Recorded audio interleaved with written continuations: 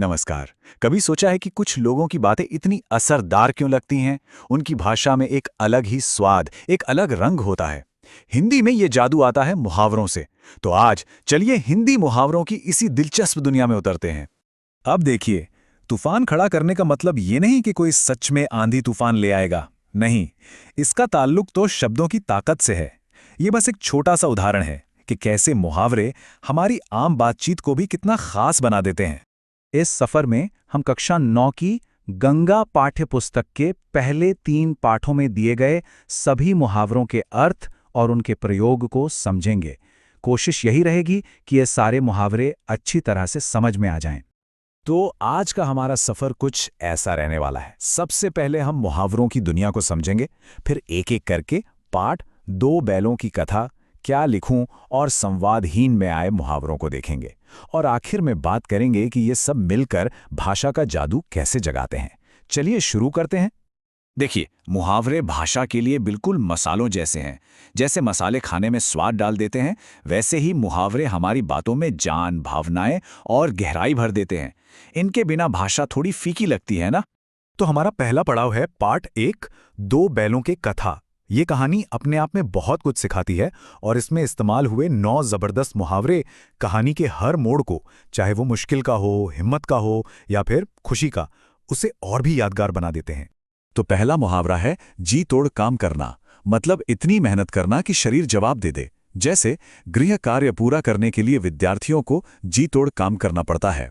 दूसरा है गम खाना, जिसका मतलब है किसी दुख या बेइज्जती को चुपचाप पी जाना। जैसे लोकेश की कड़वी बातें सुनकर रूपाली ने गम खा लिया। और तीसरा, ईंट का जवाब पत्थर से देना, यानी दुश्मन को ऐसा जवाब देना कि वो याद रखे। जैसे जब सांड ने हीरा और मोती पर हमला किया तो उन्होंने भी ईंट का जवाब पत्थर से देते हुए उसे हरा दिया। अच्छा, अब एक बड़ा मजेदार मुहावरा है बछिया का ताऊ। इसका मतलब है कोई बहुत ही मूर्ख इंसान। जैसे किसी के लिए कहा जाए, अरे श्याम को क्या समझा रहे हो, वो तो बछिया का ताऊ है। फिर आता है दांतों पसीना आना, मतलब किसी काम में बहुत ज्यादा मुश्किल होना। जैसे गया को उन अड़ियल बैलों को घर ले जाने में दांतों पसीना आ गया।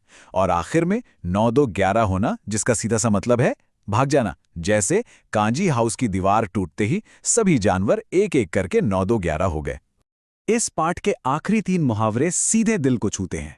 पहला है जान हथेली पर रखना, यानी अपनी जान की बाजी लगा देना। जैसे हीरा और मोती ने अपनी जान हथेली पर रखकर कैद से भागने का फैसला किया। इसी से जुड़ा है जान से हाथ धोना, जिसका मतलब है अपनी जान गंवा देना। जैसे अगर दीवार न टूटती तो सभी जानवर भूख प्यास से जान से हाथ धो बैठते।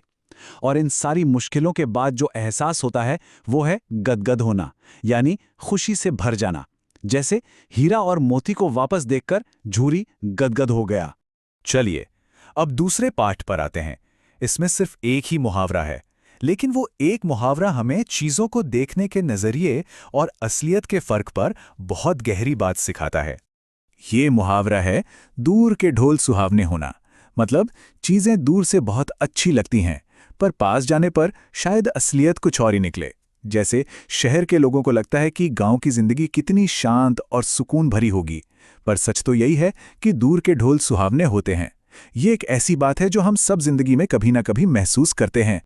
अब आगे बढ़ते हैं तीसरे पाठ की तरफ। यहाँ हमें 5 ऐसे जबरदस्त मुहावरे मिलते हैं जो गुस्से, हैरानी और बेबसी जैसी गहरी भावनाओं को जाहिर करते हैं। तो पहला है तूफान खड़ा करना, यानी छोटी सी बात पर बहुत हंगामा कर देना। जैसे मन के अनुसार काम नहीं होने पर मोहित ने तूफान खड़ा कर दिया। फिर है जान खाना, मतलब बोल बोलकर या जिद करके किसी को परेशान कर देना। जैसे मां रमन से कहती है, एक बार मना कर दिया ना, फिर क्यों जान खा रहे हो। और तीसरा है तोते उड़ जाना। इसका मतलब है किसी बात से एकदम से चौंक जाना, हक्का बक्का रह जाना। जैसे विद्यार्थियों के परीक्षा परिणाम को देखकर मास्टर जगन के तोते उड़ गए। और आखिर में ये 2 मुहावरे हैं जो एक दूसरे से बिल्कुल अलग भावनाएं दिखाते हैं। एक है आग्नेय दृष्टि से देखना, मतलब किसी को बहुत ज्यादा गुस्से से घूरना। जैसे जब रमन ने जिद की तो पिताजी ने उसे आग्नेय दृष्टि से देखा। और इसके बिल्कुल उलट है टुकुर टुकुर देखना, यानी लाचारी और बेबसी से किसी को बस देखते रहना। जैसे पिंजरे में बंद तोता जगन मास्टर को टुकुर टुकुर देख रहा था। तो इन सब मुहावरों से क्या समझ में आता है? यही तो है भाषा का असली जादू। मुहावरे सिर्फ शब्दों का खेल नहीं है, ये हमें सीधे साधे मतलब से उठाकर कल्पना और भावनाओं की एक अलग ही दुनिया में ले जाते हैं। जरा इस फर्क को देखिए। एक तरफ हम कहते हैं वो बहुत प्रसन्न हो गया, बात समझ में आ गई। लेकिन जब हम कहते हैं वो गदगद हो गया, तो हम सिर्फ जानकारी नहीं दे रहे, बल्कि सुनने वाले को उस गहरी खुशी का एहसास करा रहे हैं। यही तो है मुहावरों की असली ताकत। तो सार ये है कि मुहावरों को सीखना और इस्तेमाल करना ये सिर्फ भाषा सीखना नहीं है, ये तो लिखने वाले या बोलने वाले के दिल तक पहुंचने का एक जरिया है, उसकी भावनाओं को समझने की एक चाबी है।